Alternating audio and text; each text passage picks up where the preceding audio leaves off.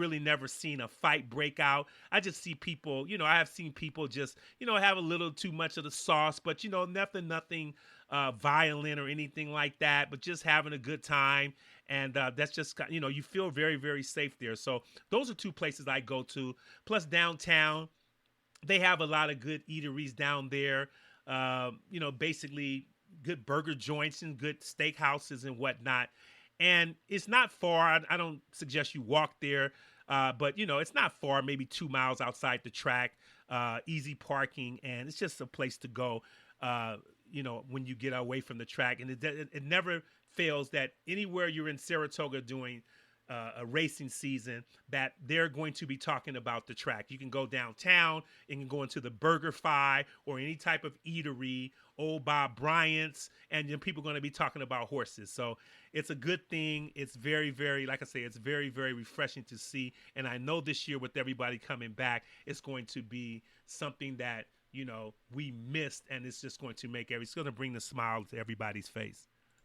I suggest that anyone who's not a member of Nyra Bets, NYRA Bets, that you do so. Of all the betting sites that I am on and that I use, and I use Nyra Bets more. It's the easiest. I've been kind of led to use a couple of other sites like TwinSpires and Express Bet, but Nyra Bets is the easiest. At Nyra.com, they have a free online betting contest for Saratoga. I think it's every day, and some races they have that you pick 3 horses in one particular race, and it's usually spread over the last 6 races.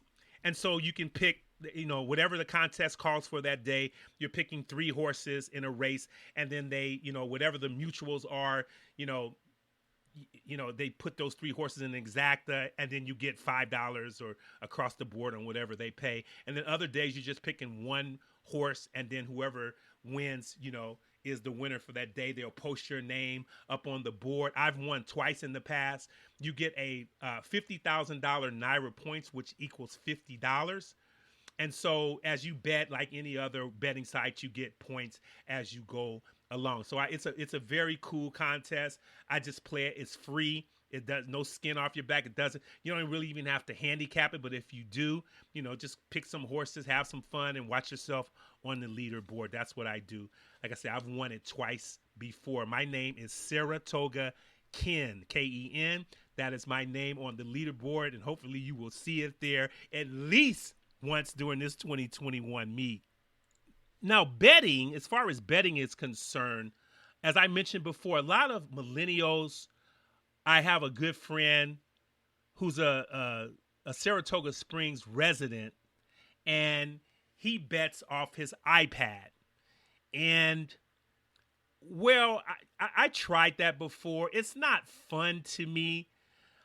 You can also get a Nyra card and put the money on the card. Now, it is very safe because if you have money on the card and you lose the card, your money is insured. You're guaranteed to get it back because you have to bet with a password or a passcode, and so it's safer. Really was less hassle, but not as fun as betting with money at the window with the live person or the automated teller. It's just something about taking out money or using a voucher and betting on the machine using actual money instead of like betting on a phone. It's like I could stay home in California and bet on a phone. Like I said, it's just something about betting at the window, does something. And, I can't see doing it any other way. Now, the bet card I did get, and I still have it. It's not fun to me. It's I don't know. Even though you're betting on a machine, it's just something about it that just kind of like it just reeks millennialism, if that's a word. It's just like I'm not there. I still read a racing form. I don't read the Ragusan sheets. I don't read the those other little speed figure forms and stuff like that. I read the daily racing form with a pen and a highlighter. And when it comes to betting, I'm still the same way. I'm old fashioned, and like I said, it's just more fun to do it that particular way. Big Red Springs is a must see. As you know, horse racing fans, Big Red is Secretariat, and there's a monument on the grounds named after some call the greatest thoroughbred in racing history, and they have this water faucet in the in that particular monument, and I've played tricks on people, kind of like getting them indoctrined or getting them baptized into Saratoga. The first thing I do is I take them over to Big Red Springs, and they have that water flowing in that pure natural water. And I say, hey, this is the best water in the world. And before I have them drink it, since I've drunk it so many times, I'll get a cup and I'll just down 8 in a row, just like it's nothing. And they'll look at me and go, that water looks really good, because it is very, very clear and crystal-like.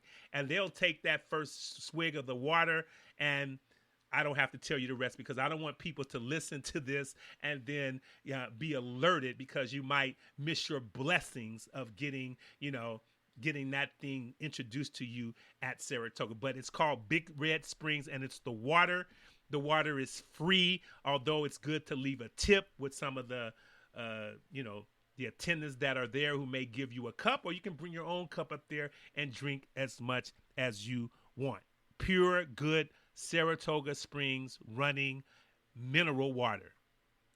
So, ladies and gentlemen, I think that's about it when it comes to Saratoga Preview. I covered jockeys, trainers, eateries outside, the Hall of Fame. I've covered betting cards, Big Red Springs. I've bet, the stake races. So I know I've missed some things. You can't cover Saratoga in just an hour. But, like I said, I did it for, people who haven't been that much, who haven't been in a while, and then for some who've never been. So I'll be able to keep this recording, obviously, for as long as I want to. I'll go back and listen to it, maybe even replay it, because a lot of things on here really don't change, except, the riders are changed and the trainers are changed. But as far as the venues, the Hall of Fame, the eateries outside, Big Red Springs, Ciro's, the Horseshoe, that's not going to change. I did not mention, now that I think about it, breakfast at Saratoga on the backstretch. I've never actually did that, believe it or not. I tried to do it one time. They canceled it because of rain. So like I said, I'm not going to, I can't cover everything. I did this off the top of my head. So like I said, I'm thinking as I'm trying to close now that what I missed, and that just came up, the breakfast at Saratoga, very, like I say, very inexpensive place to have a good time. But like I said, I think I've covered it all. And I wish you all luck this Saratoga meet. Be very, very careful about, I did want to mention too, what is it, kind of cliche-ish to say that it's the graveyard of favorites. I don't know how the verbiage got twisted around, because I do believe that originally it was called the Graveyard of Champions, with, the loss of Man of War there and Secretariat. And so some kind of way it got twisted into the Graveyard of Favorites. And it's really not exactly true, the Graveyard of Favorites. I think it's somewhere around 31% of favorites, which doesn't make it a Graveyard of Favorites at all.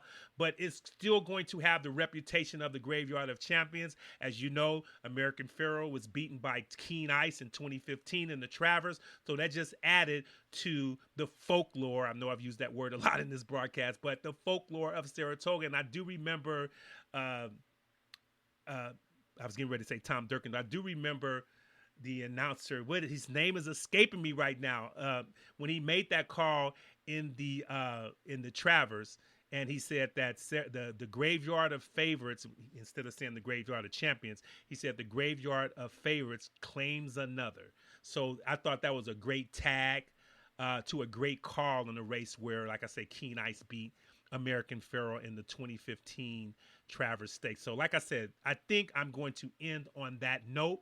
Once again, good luck to you all at Saratoga.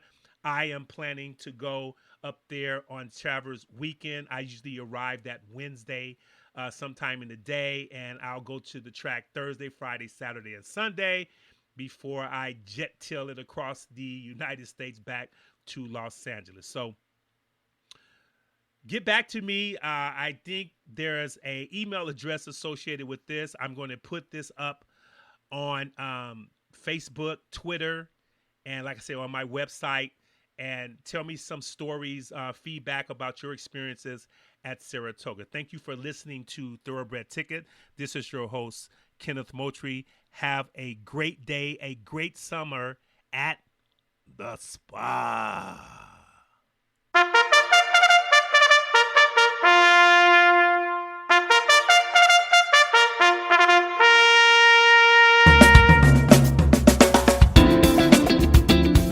Thank you for listening to Thoroughbred Ticket, a handicapping insight of upcoming stakes and other outstanding races from major tracks in North America.